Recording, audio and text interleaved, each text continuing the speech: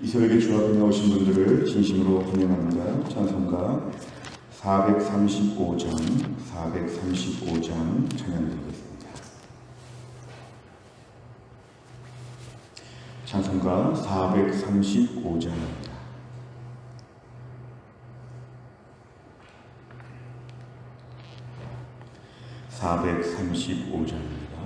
나의 영원하신 기여 생명보다 귀하다.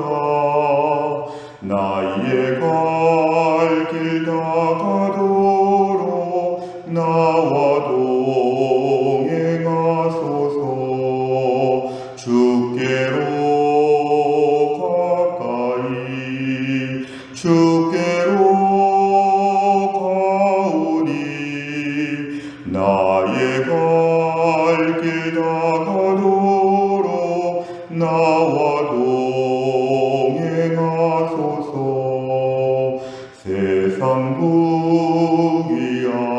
부귀한이람과 모든 명예 버리고 험한 길을 가는 동안 나와 동행하소서.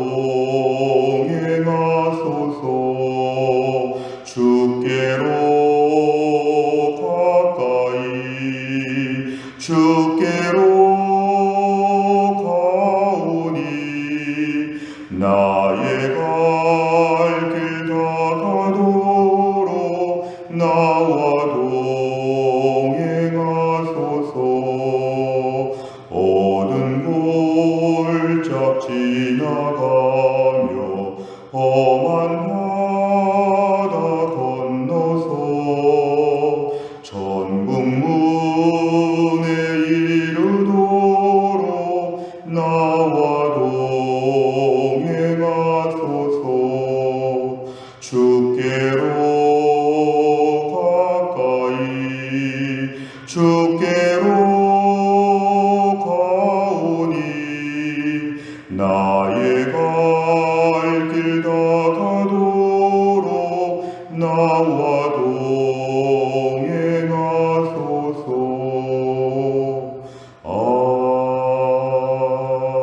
아멘. 하나님 말씀은 마태복음 23장 27절부터 39절까지입니다. 마태복음 23장 27절 신약성경 40페이지에 있습니다. 마태복음 23장 27절부터 39절까지 말씀 저 한 절씩 교독하겠습니다.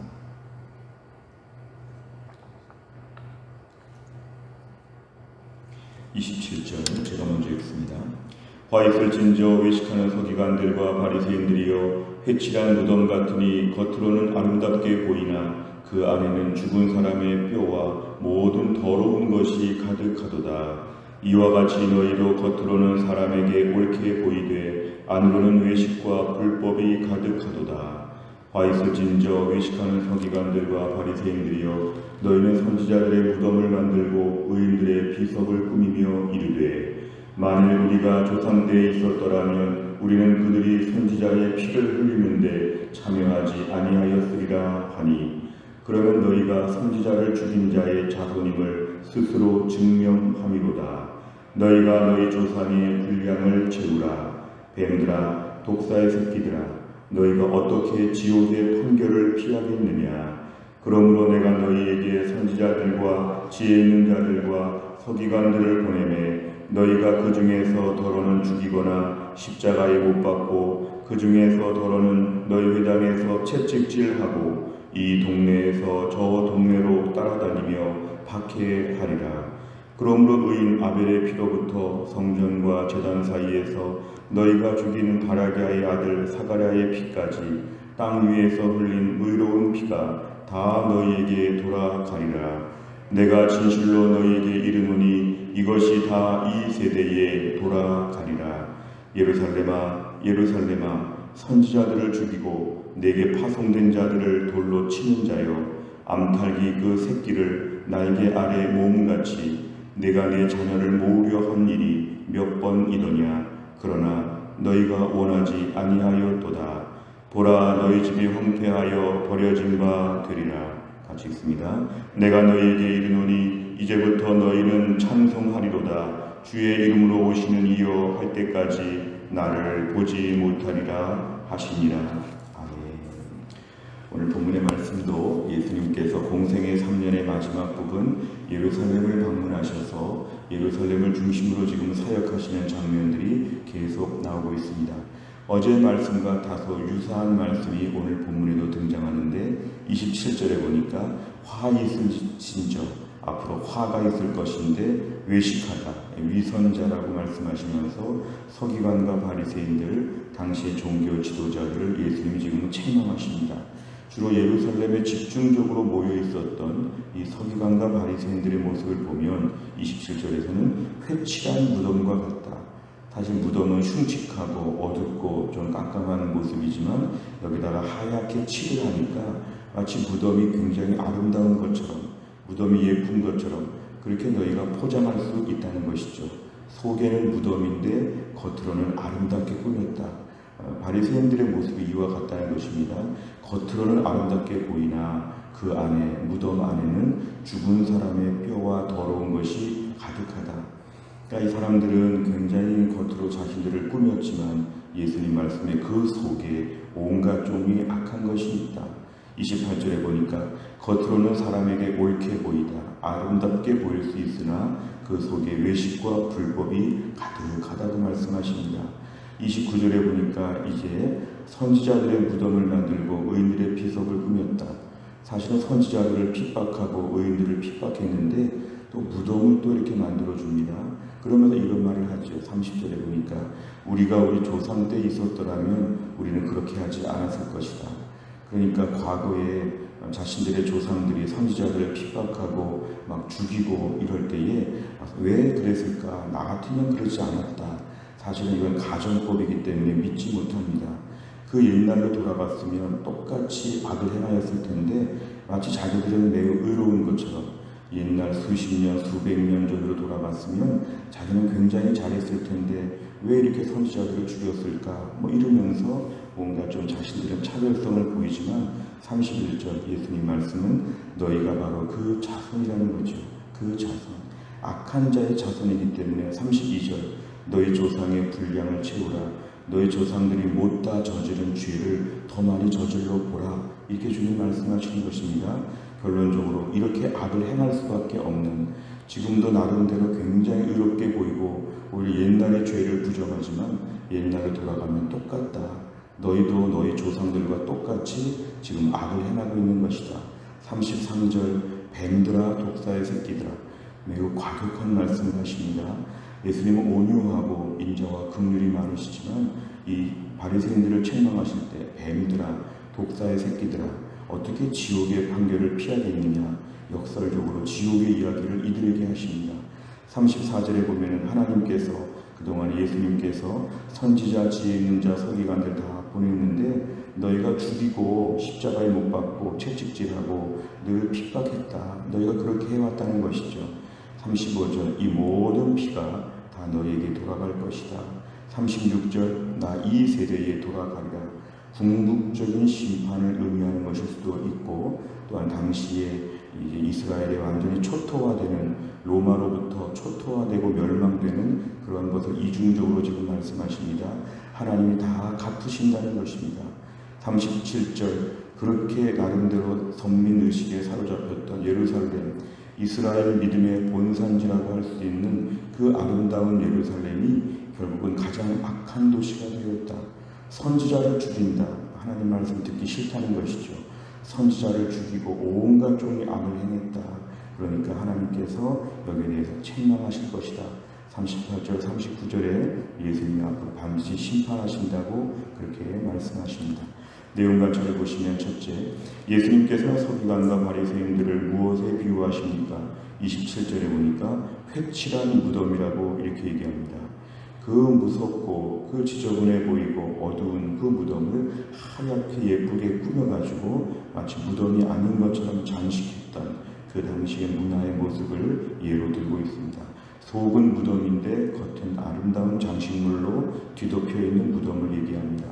두 번째를 보면 예수님께서는 예루살렘을 어떻게 규정하십니까? 37절에 보니까 예루살렘아 예루살렘아 선지자들을 죽이고 그리고 내게 파송된 자들을 돌로 치는 자. 오히려 선지자들을 매우 존대하고 선지자들의 메시지에 청종하고 하나님 말씀 앞에서 늘 부들부들 떨면서 그 말씀을 기쁘게 순종해야 되는 도시가 반대였습니다. 선지자는 무조건 죽입니다. 잔소리하지 말라는 거죠. 우리가 알아서 하겠다고. 그리고 하나님이 파송한 자들을 다 돌로 치는 자. 예루살렘이 이렇게 부패하게 되고 변질되게 되었다는 것을 얘기합니다. 세 번째를 보면 예수님께서는 왜 서기관과 바리새인들이 중심이 된 예루살렘을 비판하십니까? 결국 이들은 하나님을 잘 섬긴다고 했지만 27절, 28절처럼 겉으로는 뭔가 믿음이 좋은 것처럼 보이지만 실상 속으로는 매우 악했기 때문에 예수는 서기관과 바리새인들의 이런 이중적인 모습을 가지고 이들을 책망하시는 것입니다. 그러면서 하나님 말씀에 순종하는 것 같지만 결국은 순종하지 않습니다. 그러니까 하나님 말씀 전하는 선지자가 제일 미운 것이죠.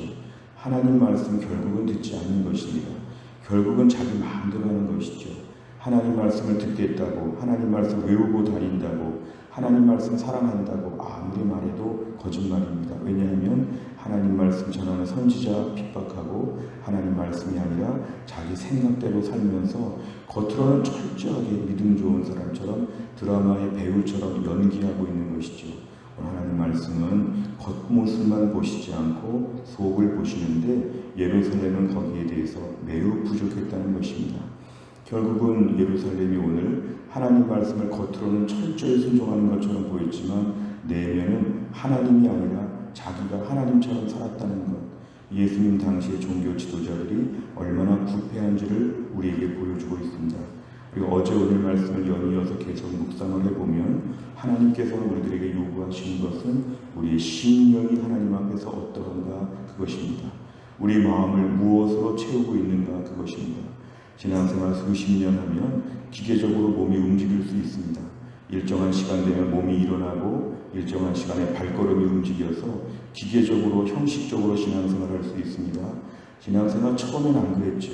그러나 신앙생활 오래 하면은 매너리즘에 빠질 수 있습니다. 이제 관성의 법칙으로 저절로 신앙생활합니다.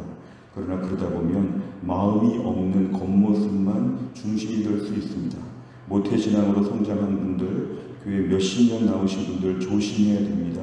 마음을 담아서 예배하는가, 마음을 담아서 기도하는가, 매일매일 간절한 마음으로 성경 읽고 구원의 확신 때문에 매일 춤을 추며 기뻐하는가, 은혜 충만한 가운데 봉사하는가, 아니면 형식적으로 봉사하는가, 일반 직장에서 일하듯이 교회 일을 하는가, 은혜 받아서 감격한 죄인이 하나님 앞에 정말 얼마나 열심히 일하는가, 우리 자신을 매우 점검해 보아야 합니다. 당시 예루살렘에는 그런 사람들이 거의 없었지요. 서기관과 바리새인들은 형식적으로 하나님 앞에서 신앙생활하고 형식적으로 일했던 사람들입니다. 오늘날 이 말씀이 우리에게 연거푸어 주시는 이유가 뭘까요? 오늘도 우리가 조심하라는 것입니다. 조심. 관성의 법칙에 따라 기계적으로 몸이 움직이지 않도록 마음을 담아서 말하고 마음을 담아서 움직이라는 것입니다. 하지 말라는 게 아니라 오늘 말씀을 엇서게 되면 겉모습도 대충 살아야겠구나. 이건 하나님 말씀을 엇서는 것입니다. 겉모습을 좋게 유지하되 속까지도 좋게 하라는 것이 하나님의 의중이십니다. 겉모습을 결코 약화하는 것이 아닙니다. 겉모습은 정말 지금 서기관과 바리새인들처럼 해야 합니다. 오늘 말씀은 속모습까지도 마음까지도 온전하게 하기를 하나님 원하십니다. 우리 신앙생활은 온전해야 하는 것이죠. 온전해요. 겉모습이 약할 필요 없다는 것이 아니라 겉모습도 유지하면서도 하나하나 진정성을 담아서 하도록 하나님이 명령하시는데 당시 예루살렘에 살고 있었던 서기관과 바리새인들과 종교 지도자들은 그것을 하지 못했기 때문에 오늘 본문에서 책망하시는 것입니다. 네 번째를 보면 외식적인 신앙은 하나님의 권위조차 무시하는 위험성을 갖는다는 사실에서 무엇을 느낍니까? 하나님 앞에서 우리가 그 권위를 인정하는 것이 매우 중요합니다. 그러니까 하나님의 말씀이 중요하고 하나님의 세우신 선지자가 중요한 것이죠. 사실은 왕이 사신을 보낼 때 왕이 누구를 보내면 그 사람은 아무것도 아니지만 왕의 이름으로 가기 때문에 매우 존대함을 받습니다. 왕이 이야기하는 것을 전하는 왕의 신하도 매우 존대함을 받아야 되는 것이죠. 하나님 말씀의 권위를 인정하게 되는 것, 오늘날 우리들에게 이러한 모습이 얼마나 있는가. 오늘 결국 하나님과 대척점에 있는 것은 자기 자신을 권위를 높이는 것입니다. 내가 누군데, 내가 얼마나 대단한데, 이런 마음을 갖게 되면 서기관과 바리새인들처럼 됩니다. 자기 의가 높아지는 것이 많은가, 하나님의 의를 의존하는가, 그것입니다. 우리가 조직신학적으로 볼 때 우리 신앙은 끝까지 하나님의 의를 의지하는 것이고, 우리가 실제로 의로워져서 의로워지는 것은 불가능한 것입니다. 끝까지 하나님의 의를 힘입어서 우리가 의인이라 칭함을 받는 것이지, 우리는 끝까지 죄인의 모습을 가지고 평생을 살기 때문에 우리에게 중심을 둘 수가 없습니다. 혹시 최근에 내가 스스로 나에 대해서 지나친 자부심과 우월감을 갖지 않았는가?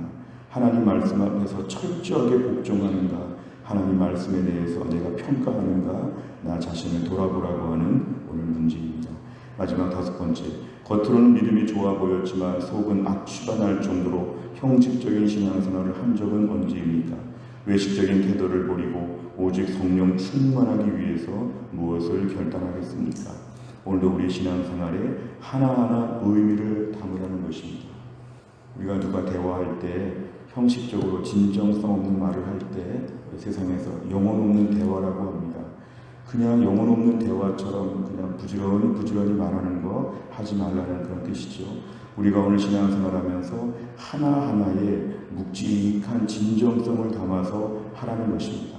예배 한 번을 드려도, 기도 한 번을 해도, 한 번 성경을 읽어도, 주의 일을 봉사해도 하나하나 진정성을 담아서 하나님 앞에 일하기를 하나님이 원하신다는 것입니다.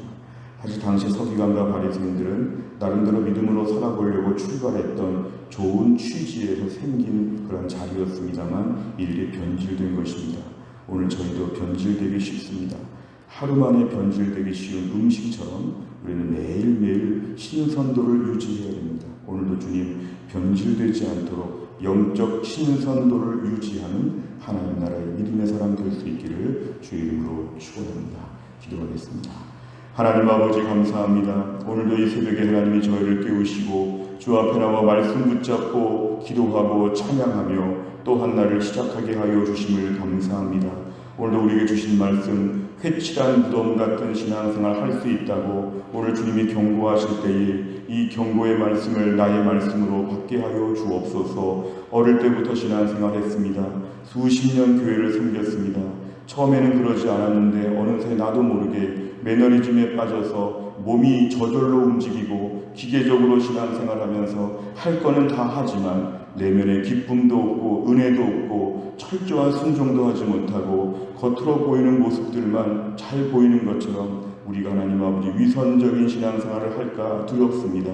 목사인 저로부터 우리 교회 장로님, 권사님, 모든 성도들, 우리 순장님들 한 명 한 명을 오늘 붙잡아 주옵소서. 우리의 모든 신앙의 행위가 하나하나 진정성을 담게 하여 주시고 하나하나 심혈을 기울여서 영적인 신선도를 유지할 수 있는 온전한 믿음의 사람 되게 하여 주옵소서. 오늘 하루도 은혜 앞에서 하나님이 원하시는 수준의 신앙생활하게 하여 주옵소서. 겉모습을 가까스로 유지하는 수준이 아니라 내면에서 솟아오르는 은혜가 넘쳐서 우리 겉모습이 그 수준 이상으로 뛰어넘을 수 있는 온전한 믿음의 사람으로 한날을 살게 하여 주옵소서. 오늘도 교회 안에서 투석을 받으시는 분들이 계십니다. 하나님 수술 이후에 회복하시는 분들이 있습니다. 오늘도 이석증으로 고생하는 분이 있습니다.